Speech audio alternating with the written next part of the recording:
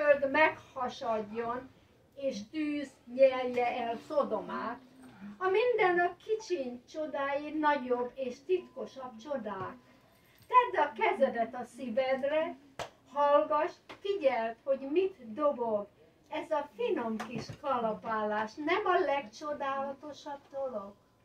Nézd a sötétkék végtelenbe, nézd a kis ezüst pontokat. Nem csoda-e, hogy árva lelket feléjük szárnyakat bontogat? Nézd árnyékot, hogy fut előtted, hogy nő, hogy töltül el veled.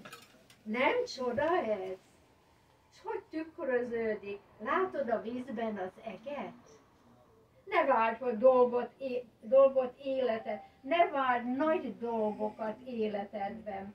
Kis hópelyhek az örömök, szitáló, halk sziromcsodák, rajtuk át Isten szól, jövök.